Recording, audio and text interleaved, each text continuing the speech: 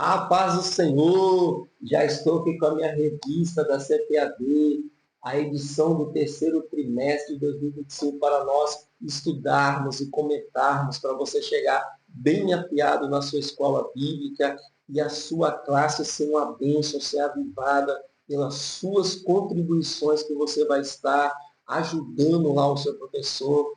Vamos estar usando a Bíblia, vamos estar lendo versículos da Bíblia, vamos estar também lendo o dicionário. Então vai ser uma lição bem proveitosa para nós estarmos estudando junto aí. Desde já nós vamos dar continuidade aqui. E a lição de hoje é a lição 2, que vai ser aplicada em 13 de julho de 2025. E o título da lição 2, a Igreja de Jerusalém, um modelo a ser seguido. Textual. O textual vai dizer assim: e perseveravam na doutrina dos apóstolos, e na comunhão, e no partir do pão, e nas orações. Atos 2, 42. A verdade prática diz assim: a igreja de Jerusalém, como igreja-mãe, tornou-se exemplo para as demais, um modelo a ser seguido por todas as igrejas verdadeiramente bíblicas. A leitura bíblica em classe, nós vamos ler apenas o verso 42, que diz assim, Atos, capítulo 2, versículo 42. E perseveravam na doutrina dos apóstolos, e na comunhão, e no partir do pão, e nas orações. A introdução vai dizer assim: por ser a igreja-mãe, Jerusalém tornou-se um modelo para as demais igrejas que foram implantadas, e de Jerusalém que partem as decisões que buscam, por exemplo, disciplinar e padronizar determinadas práticas cristãs. A igreja de Jerusalém já nasce forte, senão de origem divina, sendo de origem divina, cheia do Espírito Santo e supervisionada pelos apóstolos. Essa igreja é bem alicerçada. Isso fica claro no ministério da palavra, a quem os apóstolos se devotaram inteiramente e ao exercício dos diversos dons que abundavam no seu meio. É, portanto, uma igreja da palavra e do Espírito. E mais, é uma igreja onde a observância das ordenanças de Cristo é praticada na esfera do culto cristão. Assim, a igreja cristã primitiva exibe marcas que se tornaram um padrão para todas as igrejas em todas as épocas e lugares. Olha que interessante. Aqui é frisado a comunhão e as características que a igreja ela adotou no seu início. Nós observamos que oração era uma igreja que orava, que tirava tempo todos os dias para falar com Deus. Era uma igreja que jejuava, que se santificava na presença de Deus. E também, olha só que interessante, os dons do Espírito Santo. Ele era um manifesto na vida dos homens e mulheres de Deus, dons de cura, dons de maravilhas. E ali era uma igreja avivada.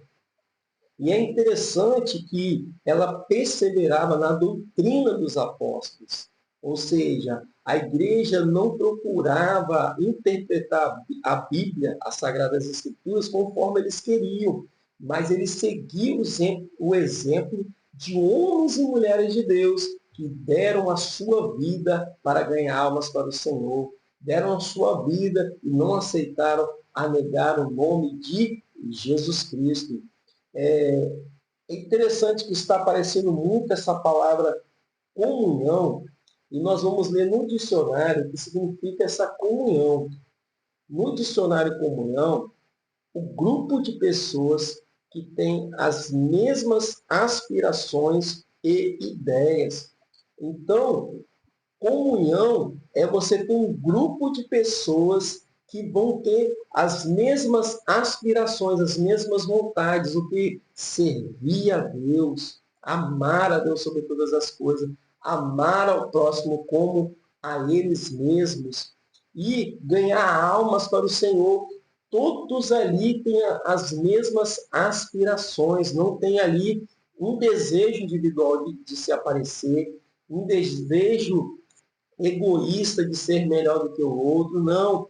Todos ali trabalhavam para o bem comum. Quando eles encontravam alguém ali em algum erro, alguma dificuldade, eles já iam ao coração, já iam até aquele irmão, aquela irmã necessitado para suprir as necessidades daquele irmão, seja com orações, seja com alimento, mas era uma igreja assim em comunhão, com as mesmas ideias, as mesmas aspirações. É o que nós hoje, como igreja, vamos crescer se nós adotarmos essa base forte e esse exemplo que a igreja primitiva nos deixou. Vamos dar continuidade, vamos para o primeiro ponto. O tópico 1, ele vem com 3 pontos, né? Então, o tópico 1 diz assim: uma igreja com sólidos alicerces. O ponto 1 diz assim: uma igreja com fundamento doutrinário. A igreja de Jerusalém era uma igreja bem doutrinada. Lucas diz que antes de ascender aos céus, Cristo deu mandamentos pelo Espírito Santo aos apóstolos que acolheram, que escolheram. Atos 1, versículo 2. Uma igreja genuinamente cristã reflete a prática e os ensinos dos apóstolos. É exatamente isso que o livro de Atos diz da primeira igreja. E perseveravam na doutrina dos apóstolos. Atos 2, versículo 42. Uma igreja só pode ser considerada genuinamente cristã quando ela consegue ensinar a doutrina, ensinar e doutrinar seus membros de tal forma que eles passem a refletir o caráter de Cristo. Olha o que o ponto 1 diz. Então, aqui nós observamos que a igreja do começo ela não tinha crentes com erro de fabricação, crentes que não sabem orar, que não gostam de orar, crentes que não leem Bíblia, que não gostam de Bíblia, crentes que não deixam o cafezinho da manhã, mas gostam de tomar, não jejua. Então, a igreja do começo, ela sabia doutrinar, discipular. As pessoas, quando aceitavam Jesus, vinham do mundo, eram tiradas do mundo e vinham para dentro da igreja, elas viam homens e mulheres de Deus jejuando, orando, se santificando. Então, elas pegavam aquele padrão, elas eram ensinadas naqueles padrões ali que o próprio Cristo fazia. Jesus jejuava. Jesus subia inúmeras vezes ao monte para estar em oração a sós com Deus e às vezes com seus discípulos também.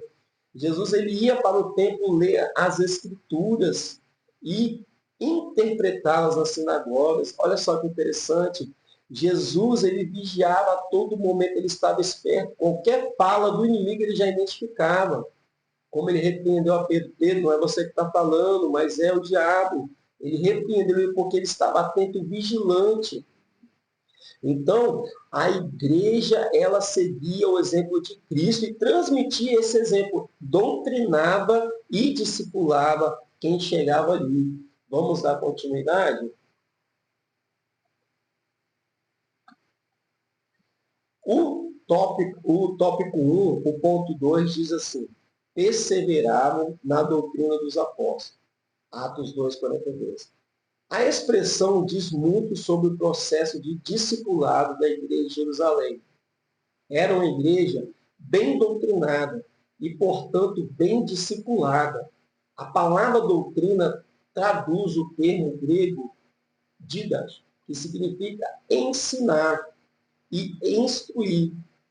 Tem a ver, portanto, com o discipulado cristão. O discípulo é alguém que consegue reproduzir, isto é, levar adiante o que aprendeu de seu mestre.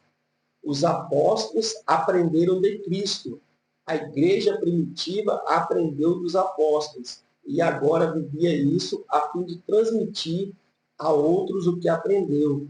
A tragédia da igreja acontece quando ela não consegue ser discipulada, nem tampouco discipular.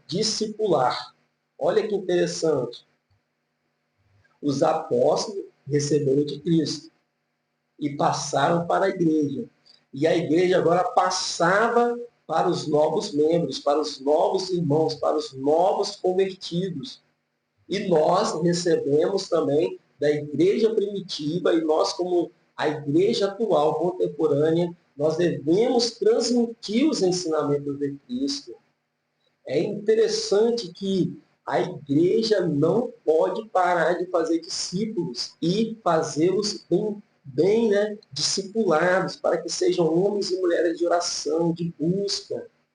É interessante que quando nós observamos pessoas querendo encurralar a Deus, coloca Deus na parede e fala, se Deus não me conceder, eu deixo de ser crente. Eu rasgo a minha Bíblia se não acontecer. Ué, como assim? Jesus ele deu a vida pela igreja. Os apóstolos deram a vida pelo testemunho de Cristo. A igreja no começo era assim. Hoje a gente nem precisa da vida. Nós que estamos no Brasil, né?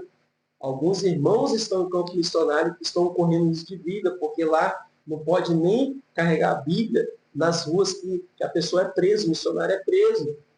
Mas aqui no Brasil, a gente não precisa assim, doar a nossa vida. O que nós temos que doar é o nosso trabalho, a nossa dedicação, a gente chegar na igreja e falar que nós estamos orando, jejuando, pedindo a bênção de Deus, para que Deus envie mais almas, cuidando daqueles que chegam. É esse o nosso objetivo. Esse negócio de colocar Deus na parede, não existe isso na igreja primitiva. A igreja primitiva, ela não cobrava muito de Deus, ela se doava para Deus. E Deus honrava aquela igreja com poder, autoridade. A igreja crescia cada dia mais. Paulo disse que quando ele era menino, fazia as coisas de menino, né? Isso é coisa de menino, querer pressionar Deus, querer rasgar a Bíblia. Mas logo ele deixou as coisas de menino, ou seja, ele amadureceu na fé. Nós, como igreja do Senhor, nós devemos ser maduros e seguir o exemplo da igreja primitiva, que se dedicava ao máximo pelo Evangelho de Jesus Cristo. Vamos dar continuidade? Vamos agora ainda no tópico 1 e o ponto 3. Uma igreja relacional e piedosa. A igreja de Jerusalém perseverava na comunhão, Atos 2:42. A maioria dos intérpretes entende que a palavra grega koinonia, traduzida aqui como comunhão, é uma referência às relações interpessoais dos primitivos cristãos. A primeira igreja era, portanto, uma igreja relacional. Assim, perseverar na comunhão tem o sentido de se dedicar à construção de bons relacionamentos. Tem a ver com o modo de vida dos crentes. Sem o cultivo de relações interpessoais fortes, a igreja cai em um mero ativismo. Há muita atividade, mas sem o calor humano que caracteriza a verdadeira vida cristã. A mesma igreja que perseverava na doutrina dos apóstolos e na comunhão era a mesma igreja que vivia em oração. Atos 2:42. A igreja de Jerusalém orava. Assim Pedro e João foram ao templo na hora nona de oração. Atos 3, versículo 1. Os apóstolos estabeleceram como prática dedicar-se à oração. Atos 6:4.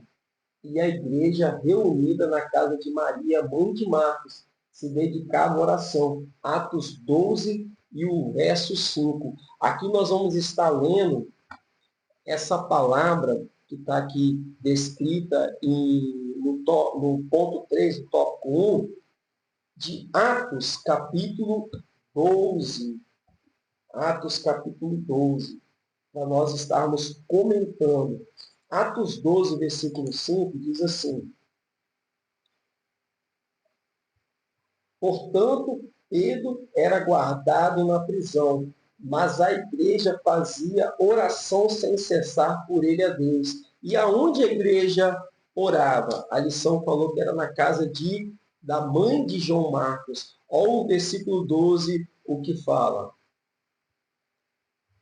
E eles, considerando isso, foi à casa de Maria, mãe de João, cujo sobrenome era Marcos, onde muitos estavam reunidos em oração. Então, a igreja primitiva era uma igreja de comunhão, tinha os mesmos interesses. A igreja ela orava, olha só, não era só no templo, mas também era na casa dos irmãos. João Marcos ele estava em oração na casa de sua mãe juntamente com a igreja. E o que Deus fez? Deus foi lá, enviou o anjo e tirou a Pedro da prisão, sendo que Tiago já tinha sido morto e próximo a ser morto dentro daquela prisão era quem? Era Pedro. Mas através da oração da igreja, a igreja conseguiu clamar a Deus e Pedro ser liberto, receber o livramento. É interessante que as pessoas saem da igreja e não se comunicam, não perguntam como o outro está, não se reúnem para fazer evangelismo. Tem muitas denominações assim hoje que é muita festa na igreja, muita atividade na igreja, mas quando sai da igreja ninguém nem consegue reconhecer o outro, nem cumprimentar o outro como irmão. É famoso, né? A paz do Senhor, meu irmão, hoje tem culto, hoje tem evangelismo, hoje tem uma ação social na igreja. Não tem. As pessoas estão crentes nominais. E a igreja primitiva, ela não era uma igreja nominal só de nome, não, era de comunhão. Um ia na casa do outro orar, um ia estar clamando. Pedro estava preso e a igreja estava pedindo a Deus para Deus livrar ele, porque ele iria ser morto na prisão justamente.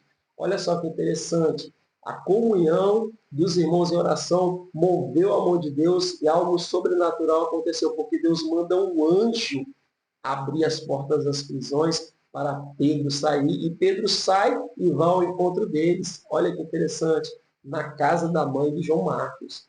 Vamos lá para o nosso tópico 2, para nós ler os pontos do tópico 2. O tópico 2 ele tem 2 pontos. O primeiro ponto é o batismo. Mas vamos ler o título do tópico 2. Tópico 2. Uma igreja observadora dos símbolos cristãos. Tópico 1. O batismo. Após o primeiro sermão do apóstolo Pedro, na igreja de Jerusalém, e como resposta a uma pergunta, ele disse ao povo: arrependei-vos e cada um de vós seja batizado em nome de Jesus Cristo, para perdão dos pecados. Atos 2:38. Naquela época, a primeira igreja batizava quem se convertia. Ela sabia que o batismo era uma das ordenanças de Jesus e que ele era um dos principais símbolos da fé cristã. Marcos 16:16. O batismo era um dos primeiros passos da fé cristã, um rito de entrada para a nova vida em Cristo. Mas para ser batizado, a pessoa precisava ter se arrependido dos seus pecados e crido em Jesus.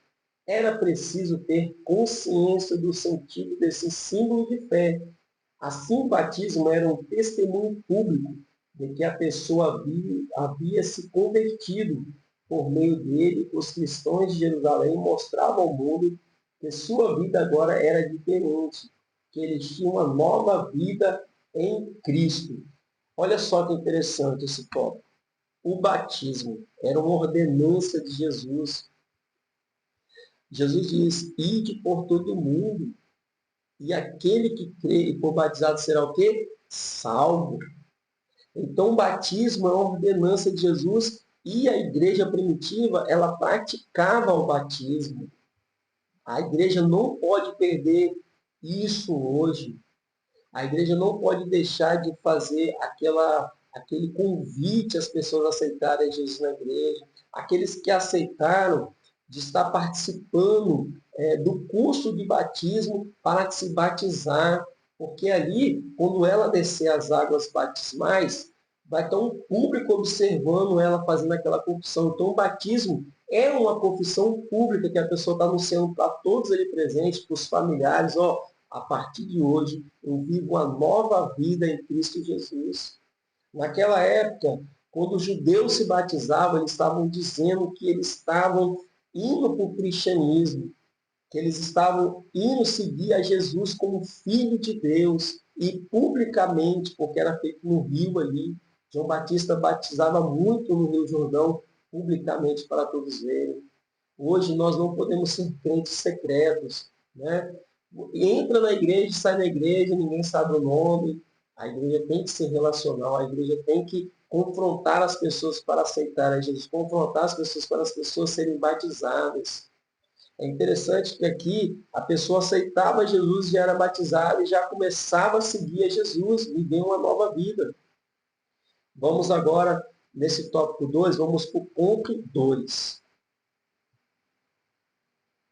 O ponto 2 é a ceia do Senhor. A ceia do Senhor é a outra ordenança dada por Jesus e que foi observada pela igreja de Jerusalém e perseveraram no partir do pão, Atos 2,42. A maioria dos estudiosos concorda que esse texto é uma referência à prática da ceia do Senhor entre os primeiros cristãos.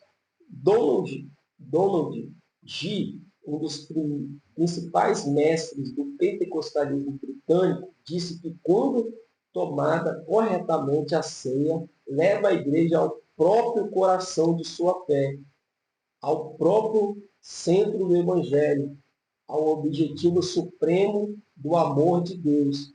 Portanto, quão abençoado é esse partir do pão. Parece provável que os primeiros cristãos, combinando essa ordenança simples com a festa do amor, de sua refeição comum, lembravam assim a morte do Senhor todos os dias. Atos 2, do versículo 42 ao 46. Outra ordenança bíblica que Jesus nos deixou e que a igreja primitiva praticava e nós devemos continuar praticando é a ceia do Senhor. A ceia do Senhor, ela, em algumas igrejas, a maioria, na verdade, a ceia é mensal, ou seja, todo mês a pessoa ela vai estar indo lá, reforçando o seu compromisso com Jesus, pedindo graça e misericórdia para mais um mês, reforçando ali a comunhão com os irmãos, ao estarem todos tomando o suco de uva e comendo o pão que simboliza o sangue e corpo de Jesus Cristo, respectivamente. Então, a ceia do Senhor ela não pode se perder. A ceia do Senhor ela deve ser praticada, porque o próprio Jesus diz que quando nós estamos celebrando a ceia, nós estamos anunciando a morte e a ressurreição até que ele venha. E esse até que ele venha, quando nós vamos observar os versículos da palavra de Deus, é para nós aguardarmos esse até que ele venha em santificação, buscando ao Senhor. É interessante na ceia do Senhor, se alguém teve algum erro, algum deslize, procurar o dirigente da igreja, procurar o pastor e conversar antes da ceia, para que você venha receber o perdão ali, para que você venha ter confessado ao Senhor, procurado ajuda, recebido o perdão de Deus e você está ceando na igreja. Está certo que tem certos pecados que não vai ser resolvido de uma hora para outra, mas você deve procurar ajuda, ainda que venha uma disciplina para que você venha não cear naquele momento, mas é interessante você estar zelando pela ceia do Senhor. Nós não podemos deixar esse momento tão importante de comunhão, de nós estarmos clamando pelo sangue de Jesus que tira o pecado do mundo, está anunciando a morte de Jesus, a ressurreição de Jesus. Não podemos deixar de qualquer maneira. E como é bom, né, irmãos, a ceia do Senhor, como a presença de Deus se faz presente quando a igreja está ceando, quando estamos nesse momento ceando em comunhão com os irmãos, né? É muito bom. Então, nós vamos agora para o tópico 3 e o ponto 1. Vamos dar continuidade ao tópico 3.1, uma igreja modelo. Ponto 1. Uma igreja reverente e cheia de dons. É dito da igreja de Jerusalém, em cada alma havia temor. Atos 2:43.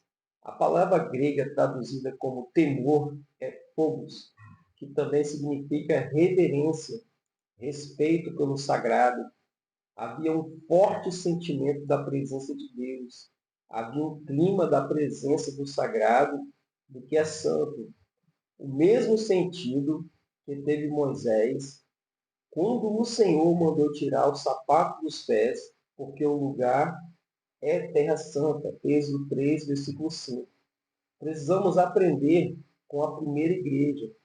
Não podemos perder o respeito pelo sagrado.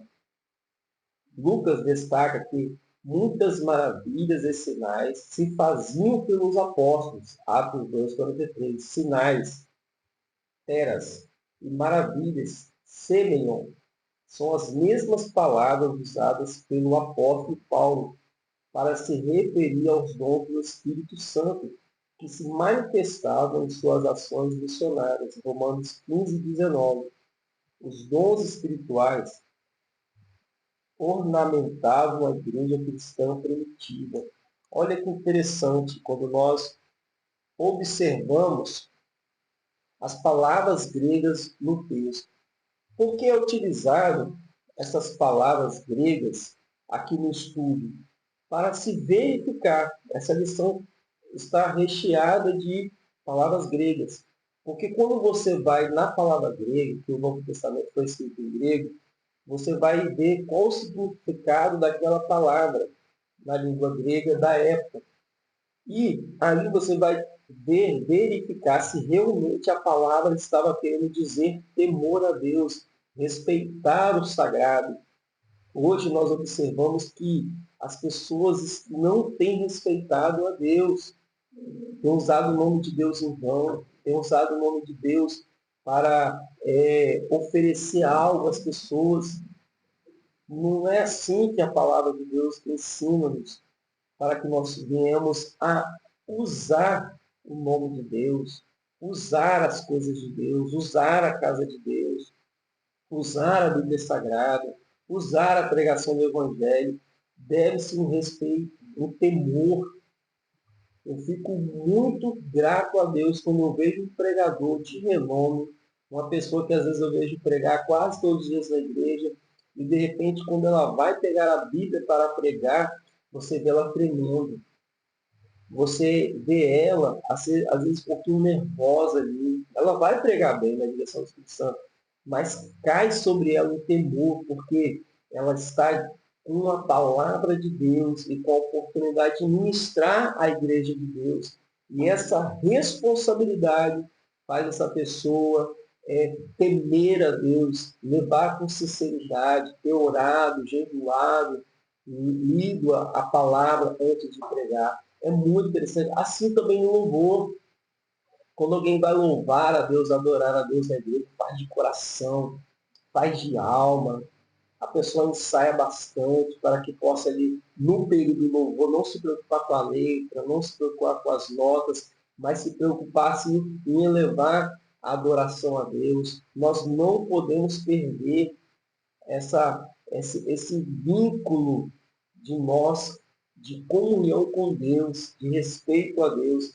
Olha que interessante, Romanos 15:19, nós vamos estar lendo aqui na palavra, Romanos 15 e o verso 19, que diz assim: pelo poder dos sinais e maravilhas, através do poder do Espírito de Deus, de maneira que desde Jerusalém e arredores até o Ilírico, eu tenho pregado plenamente o Evangelho de Cristo.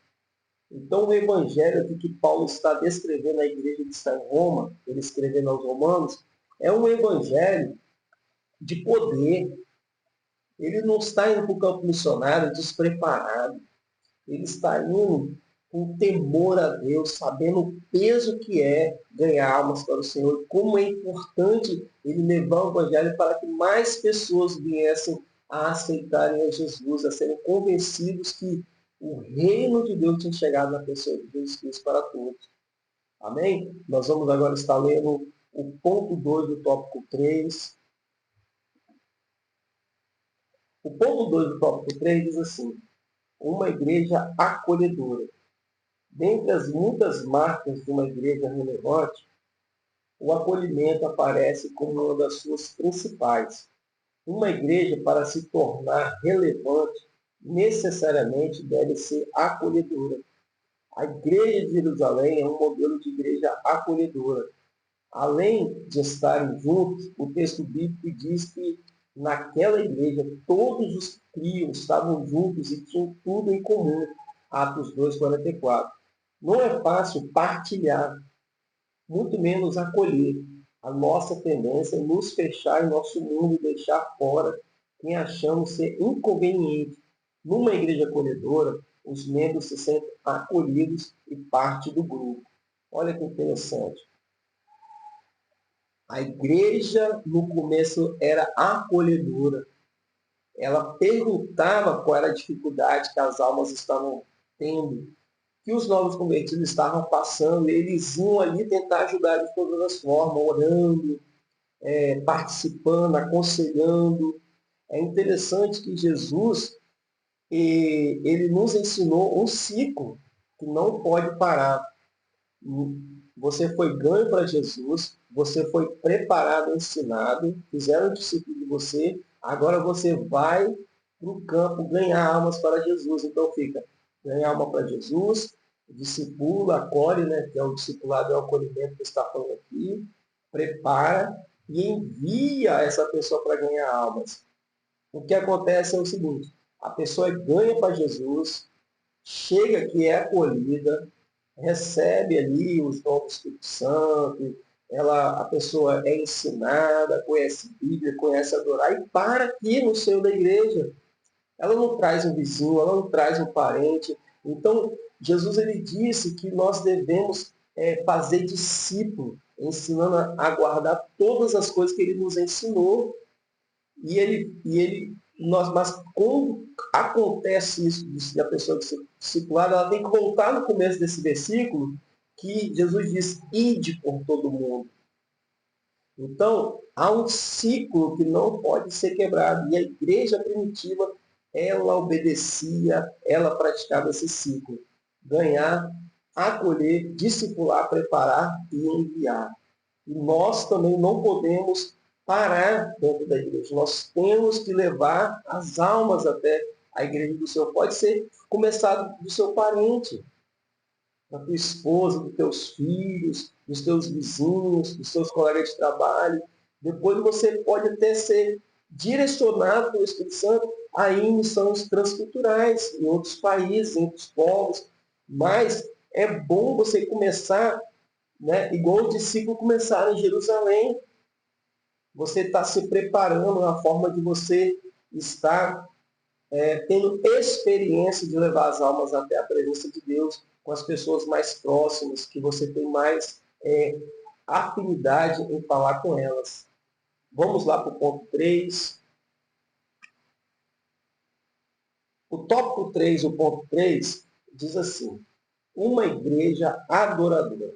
A igreja de Jerusalém era também uma igreja adoradora, louvando a Deus. Atos 2:47. Louvando, traduz o verbo grego aineu, e é o mesmo termo usado para se referir aos anjos e pastores que louvaram a Deus por ocasião do nascimento de Jesus. Lucas 2, versos 13 e 20. É usado também para descrever o paralítico que louvou a Deus depois que foi curado junto à porta formosa do templo. Atos 3, versículo 8. É, portanto, uma expressão de júbilo e de gratidão. Louvar é muito mais que simplesmente cantar. É uma expressão de rendição e total entrega. É o reconhecimento da grandeza de Deus e de seus poderosos feitos. Olha que interessante, mais uma vez, a revista faz o recurso de observar no original no grego a palavra louvando. E pôde perceber que a palavra grega ali, aineu, que significa adoração. Então, a igreja adorou, assim como o paralítico adorou a Jesus quando foi curado. Então, esse link ele é muito importante, porque não tem como aqui dizer que a igreja fez uma festinha, que a igreja cantou um louvor apenas. Não, a igreja adorava a Deus. Esse louvando a Deus aqui está no gerúndio, e o verbo dá continuidade à ação. Então, eles continuavam louvando a Deus. Era uma igreja que sempre estava louvando a Deus. Está alegre? Louvava. Estava triste? Louvava a Deus. As circunstâncias não definiam quem era a igreja. A igreja era uma igreja adoradora, independente das circunstâncias. Vamos partir agora para ler a conclusão da nossa revista. A conclusão diz assim: vimos nessa lição algumas características que marcaram a primeira igreja. Frequentemente, nos referimos a ela como a igreja primitiva. Vemos como sendo uma igreja ideal, modelo para todas as outras. De fato, ela é a igreja mãe. Isso, contudo, não significa dizer que a igreja de Jerusalém não tivesse problemas. Pelo contrário, veremos em outras lições que havia alguns bens desafiadores, nada, contudo, que tire o seu brilho e nos impeça de nos espelharmos nela. Então, nós observamos nessa lição, era uma igreja que batizava, era uma igreja que santificava e participava da ceia, era uma igreja que orava, era uma igreja cheia de dons, buscava os dons do Espírito Santo, dom de cura, dom de maravilha, dom de mestre, de ensinar a palavra. Era uma igreja adoradora, é uma igreja espelho que a gente sabe que nós devemos fazer todos esses itens aqui que Jesus nos ensinou e nos ordenou a fazermos. Contudo, a dificuldade, o dia a dia, a gente tem que sempre estar lembrando, sempre estar reforçando, porque até mesmo chegam novas pessoas na igreja, chegam novos convertidos, e a gente sempre precisa estar lembrando, reforçando a nossa base, que é a igreja dos apóstolos, a igreja que recebeu de Jesus a doutrina, que passou agora para nós continuarmos a ensinarmos quem está chegando na igreja novo. Que Deus abençoe você poderosamente. Compartilhe aí esse vídeo do estudo da Escola Bíblica com o seu amigo, com o seu colega, com o seu familiar, com a sua igreja. Se inscreva no canal aí, dá um like aí, para que nós possamos continuar anunciando a palavra. Hoje todo mundo fica no celular, no computador, porque muitos trabalham com isso também, tem que se comunicar com os filhos, então está sempre com o aparelho ali na mão. E é uma forma de nós darmos conteúdo para essas pessoas verem as bênçãos, a palavra de Deus, os estudos, o estudo da EBD. Deus abençoe você poderosamente. Até a próxima lição. Que o seu domingo seja um domingo de bênção, de vitória com a sua classe da Escola Bíblica Dominical. Ei, você que é obreiro e obreira da casa do Senhor e quer crescer na graça e no conhecimento do Senhor Jesus Cristo, a Uniteólogos está oferecendo um curso de teologia online com credencial e certificado, um curso totalmente online que você vai poder, do seu celular, do tablet, do computador, assistir todas as aulas e repetir as aulas quantas vezes você quiser. Vai ficar disponível na plataforma para você. Ao final do curso, você receberá em sua residência o certificado e também a credencial. Ainda você vai contar com o apoio dos professores pelo WhatsApp e por ligação. Você vai poder tirar suas dúvidas, pedir orientações, contacte conosco pelo WhatsApp 27 99 992 1570 e garanta já a sua vaga. A Unitelogos tem a honra de abençoar você para que você seja uma pessoa avivada, para que o seu ministério venha crescer, para que você seja uma bênção para a sua congregação e para as missões que o Senhor te designou.